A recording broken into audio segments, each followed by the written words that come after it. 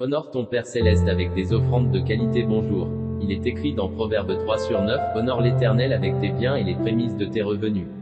Cette parole, David l'a bien comprise et il a tenu à la mettre en pratique en refusant une offre alléchante que le Jébusien Arauna lui a proposée, un terrain pour bâtir un autel, des bœufs pour l'Holocauste et du bois.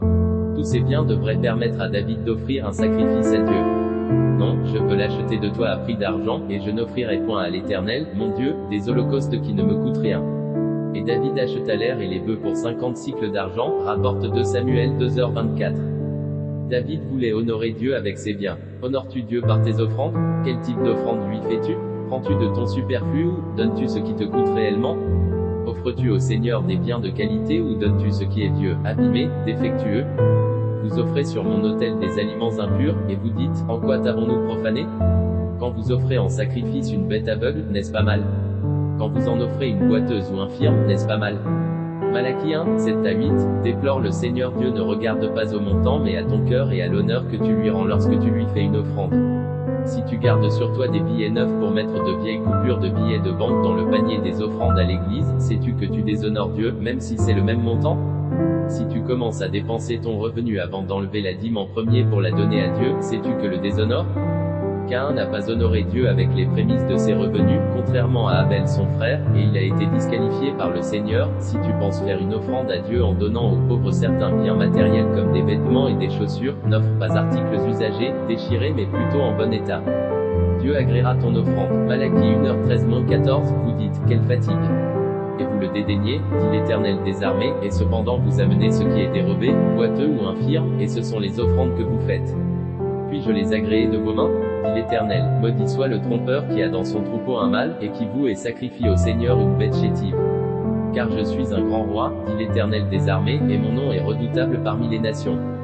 Proverbe 11h25, l'âme bienfaisante sera rassasiée, et celui qui arrose sera lui-même arrosé.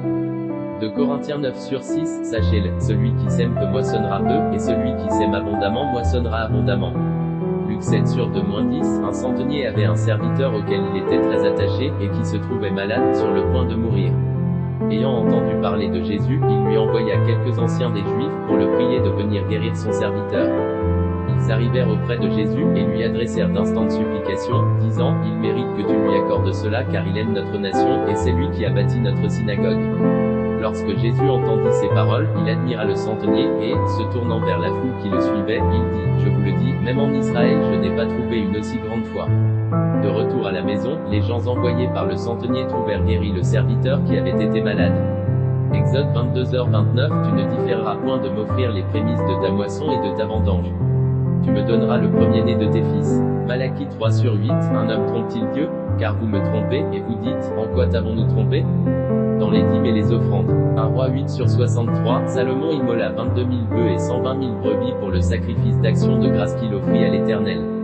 Ainsi le roi et tous les enfants d'Israël firent la dédicace de la maison de l'Éternel. Marc 12:41-44, Jésus, s'étant assis vis-à-vis du tronc, regardez comment la foule y mettait de l'argent. Plusieurs riches mettaient beaucoup, il vint aussi une pauvre veuve, elle y mit 2 petites pièces, faisant un quart de sou. Alors Jésus, ayant appelé ses disciples, leur dit, je vous le dis en vérité, cette pauvre veuve a donné plus qu'aucun de ceux qui ont mis dans le tronc, car tous ont mis de leur superflu, mais elle a mis de son nécessaire, tout ce qu'elle possédait, tout ce qu'elle avait pour vivre. 1 Roi 8/63 parle aux enfants d'Israël. Qu'il m'apporte une offrande, vous la recevrez pour moi de tout homme qui la fera de bon cœur. Bien-aimés, le Seigneur sonde les cœurs et les reins et il voit dans le secret ce que te coûte ton offrande et l'état de ton cœur. N'a-t-il pas agréé l'offrande d'une pauvre veuve dans le temple? Elle avait donné de son nécessaire, soit 2 petites pièces d'argent, et fustigé ceux qui ont donné de leur superflu. Marc 12:41-44. Apportez à la maison du trésor toutes les dîmes, afin qu'il y ait de la nourriture dans ma maison, mettez-moi de la sorte à l'épreuve, dit l'Éternel des armées. Et vous verrez si je n'ouvre pas pour vous les écluses des cieux, si je ne répands pas sur vous la bénédiction en abondance, dit le Père Céleste dans Malachie 3h10. Lorsque, malgré tes nombreuses charges, tu décides de mettre de côté la dîme de tes revenus en premier, Dieu te fera voir sa gloire à coup sûr car il est fidèle. Peut-être parce que tu le déshonores sans cesse dans ta façon de donner que tu ne le vois pas sa gloire dans tes finances. Oui, Dieu honore ceux qui l'honorent, 1 Samuel 2h30. Sache, bien-aimé, le Seigneur est touché par la qualité de l'offrande que tu lui fais. Les Israélites ont témoigné en faveur d'un centenier auprès du Seigneur Jésus à cause de l'offrande de construction d'une synagogue qu'il avait faite. Christ est intervenu pour la guérison miraculeuse du serviteur de ce centenier, Luc 7, 2 à 10. Parce que Salomon a offert au Seigneur 1000 holocaustes de son propre chef par sa propre volonté, Dieu lui a dit, demande ce que tu veux que je te donne, 1 Roi 3 sur 4-5. Apprends à honorer Dieu ton Père avec des biens de qualité, et les prémices de tes revenus et tu le verras t'honorer à son tour. Que Dieu te bénisse.